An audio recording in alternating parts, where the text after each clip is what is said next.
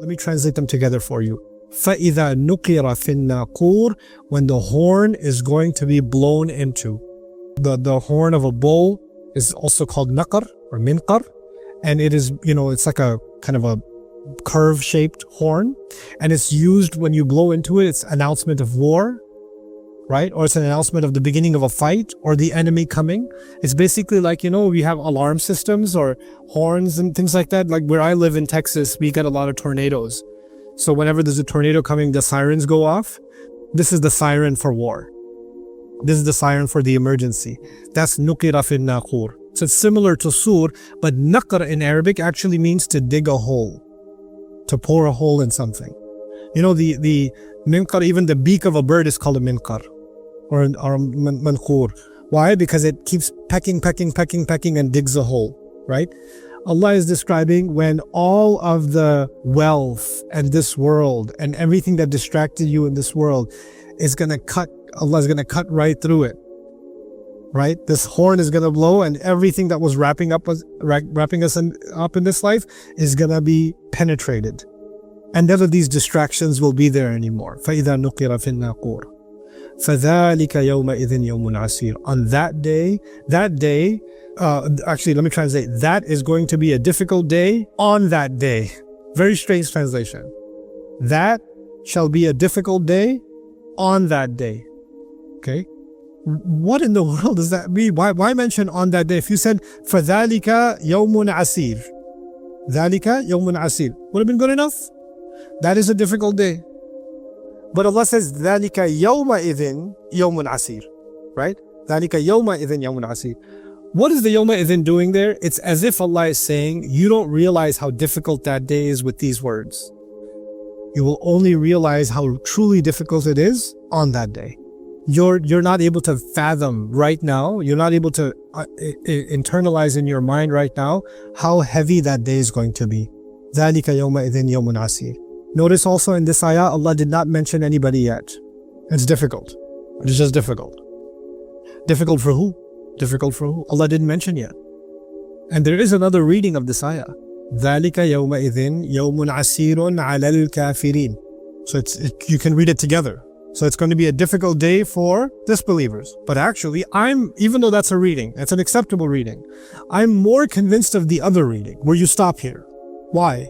Because there are other places in the Qur'an where this is also a difficult day for believers. It's a difficult day. They're scared. They're walking. They're begging Allah, رَبَّنَا أَتْمِمْ لَنَا نُورَنَا. It's a difficult day for Isa alayhi salam. أَأَنْتَ قُلْتَ لِلنَّاسِ. Did you say to people, اتَّخِذُونِي وَأُمِّي إِلَهَيْنِ مِن دُونِ اللَّهِ. Take me and my mother as gods besides Allah. Did you say that to people? Allah is questioning Isa alayhi salam. Is that an easy day for Isa alayhi salam? No. فكيف إذا جئنا من كل أمة بشهيد وجئنا بك على هؤلاء شهيدا.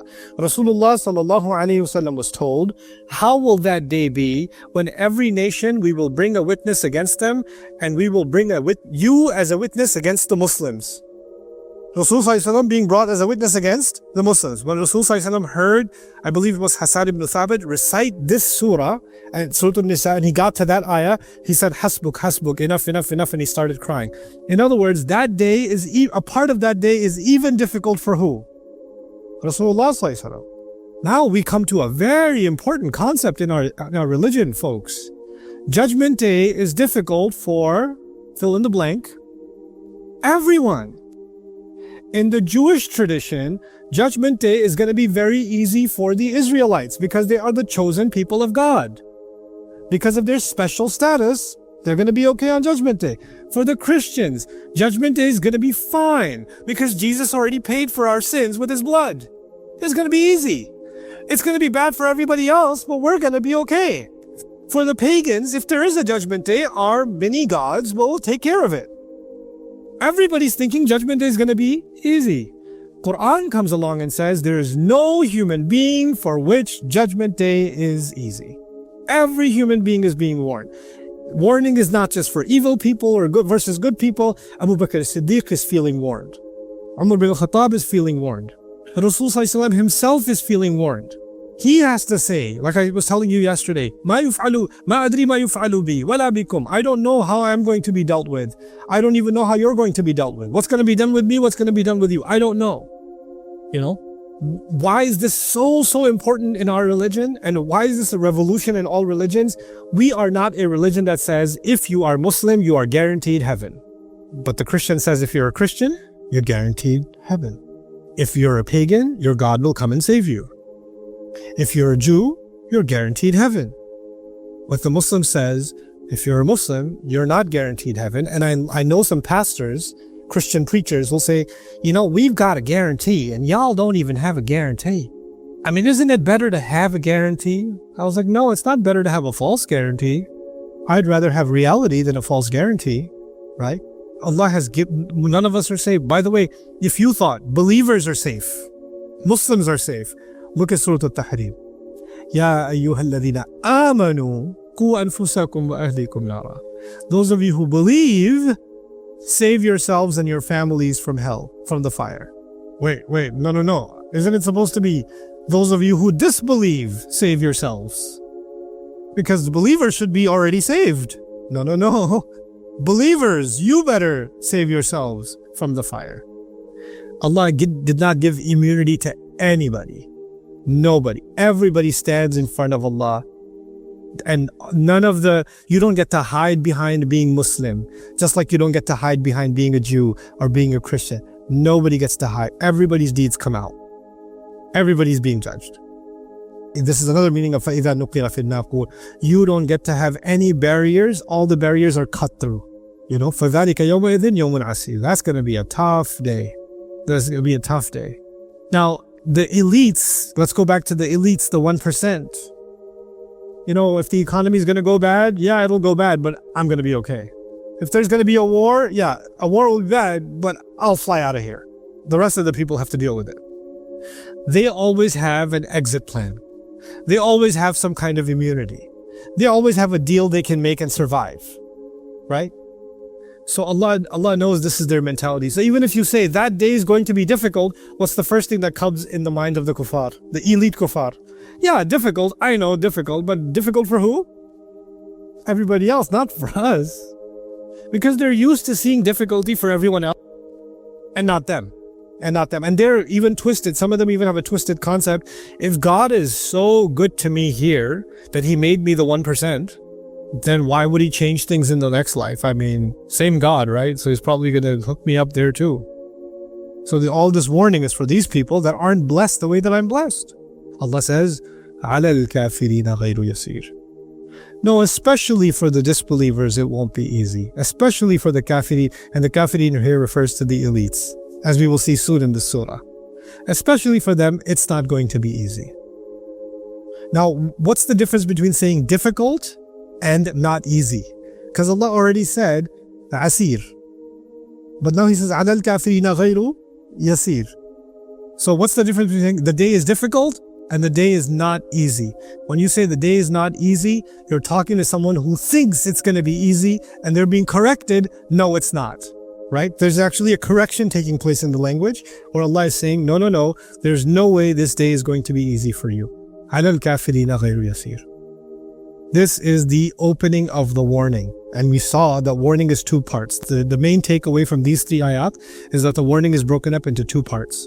One part of the warning is all humanity. And the second part of the warning is especially not easy for the kuffar. عَلَى الْكَافِرِينَ غَيْرُ يَسِيرٌ. And I think because we're going to dive so much into the early Meccan surahs, an observation I think you're going to need to carry with you as you read any surah even after this, any early Meccan surah you read on your own even, keep this in mind. When Allah is talking about the kafirin, He's not talking about the entire population of Makkah. I'll repeat that. When Allah is talking about the kafir, He is not talking about the entire population of Makkah. He's talking about those that have become enemies of this message. That's who He calls al-kafirin. And those by and large are the wealthiest people in that society. That's the Abu Jahl types, the Abu Lahab types, and the Walid ibn Mughira types. Those people, that's who Allah is talking about when Allah talks about al-kafirin. The rest of the people are mushrikun, ghafilun, qawmun la ya'lamun. That's them. But the kafirun, special group. There's a bunch of them. They're the ones that are being critiqued. They're the ones the Qur'an is going after. And we'll see there's a transition I'll prepare you for tomorrow. And that is that in Surah Al-Muzzammil, Allah said, وَذَرْنِي وَالْمُكَذِّبِينَ أُولِي النَّعْمَةِ وَمَهِّلْهُمْ قَلِيلًا. Let me deal with the people that have a lot of wealth, that call you a liar. Let me deal with the 1%. I'll deal with them directly. And who is the smartest one among them? Abu Lahab, Abu Jahl, or Walid? Which one was the smartest one? Walid. And so what this surah does is it takes the smartest one and it makes a whole thesis out of him. Tomorrow, all night, the session we're going to have tomorrow is just Walid. It's just Walid.